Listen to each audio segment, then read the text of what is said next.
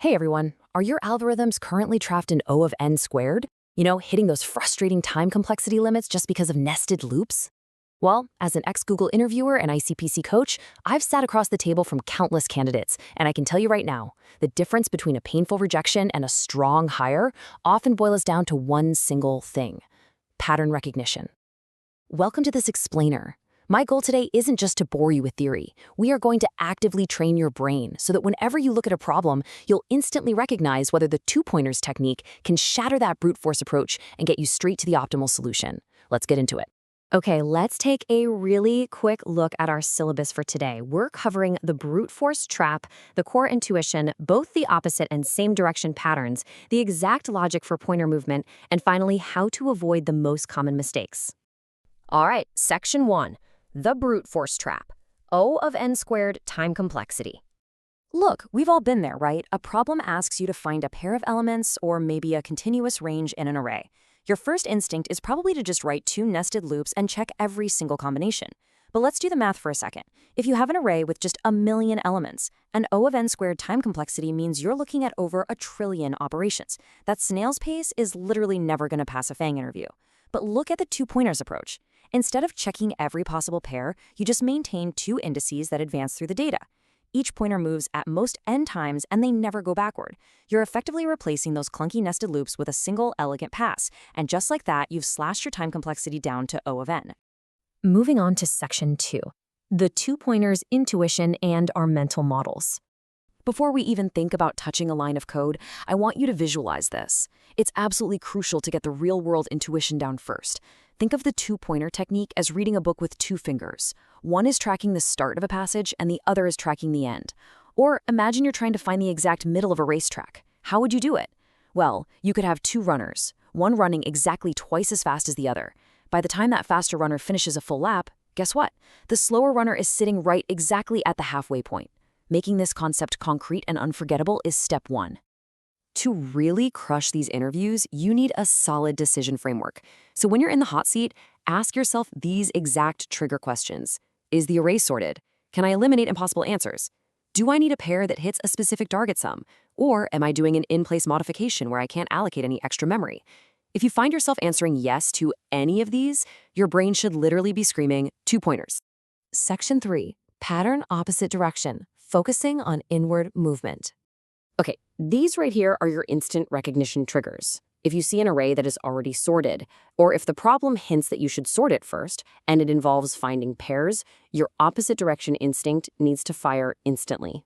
You're also going to use this when checking symmetry from both ends.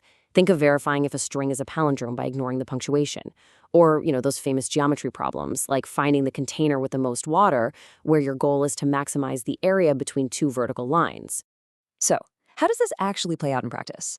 Well, step 1, you drop your left pointer at index 0 and your right pointer at the very last index. Step 2, you compare those values. And based on that comparison, step 3 is to move one of the pointers inward. But listen closely, because here is the absolute secret sauce, the exact insight you need to vocalize to your interviewer. Each time you step inward, you aren't just skipping one single pair, because the data is already sorted. Moving that pointer inward eliminates an entire row or column of invalid pairs all at once. You're not just bumping an index, you are systematically halving your search space. It's brilliant. Let's jump to section 4, pattern, same direction, also known as fast and slow pointers. Now, the recognition signals here are entirely different from what we just covered. When a problem explicitly screams, do not allocate extra memory, or it asks you to modify an array in place and return the new length, like, say, removing duplicates from a sorted array, that's when you pivot to same direction pointers. It's also your go-to for fast and slow linked list traversals, so things like finding a cycle or detecting the middle node when you don't even know the list's total length. I absolutely love this analogy. To master this pattern, just picture the slower pointer as a gatekeeper. Both of your pointers start at the very beginning, right? But the gatekeeper specifically marks where the good or process section of your array ends. Meanwhile, the fast pointer is your scout. It's running ahead, rapidly scanning through the incoming data. When that fast pointer finds an element that actually qualifies to be kept, you just copy it over to the slow pointer's position, and then you advance the gatekeeper. It is a wildly elegant way to partition data in just a single pass. Section 5, pointer movement logic. Basically, which pointer do we actually move? Picture this. You're deep into an interview, working on the classic two-sum problem using a sorted array. You check your pointers, you see the sum is too large, so you decide to move the right pointer inward. But then the interviewer leans in and asks, why move the right pointer?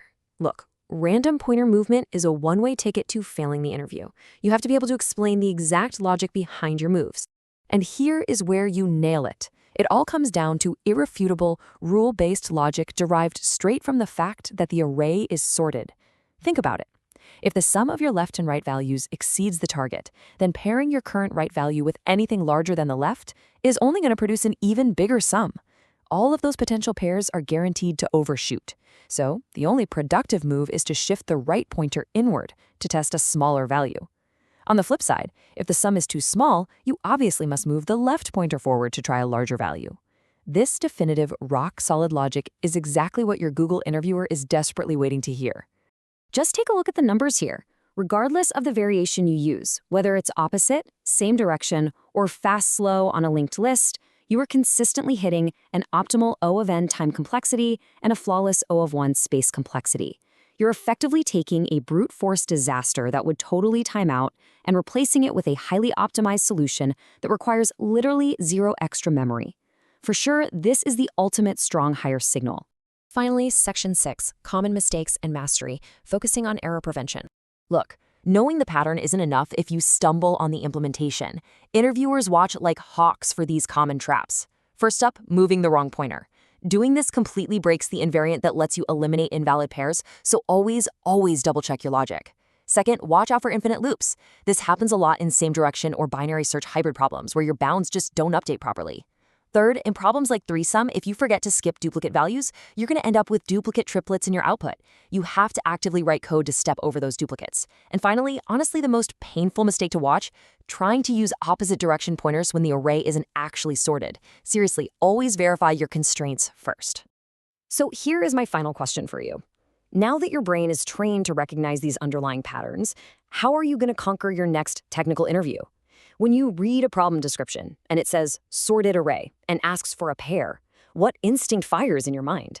It should be 2 pointers, instantly. Practice spotting these hidden clues, vocalize your logic clearly to your interviewer, and just watch your code transform into pure elegance. Keep practicing, and I'll catch you in the next explainer.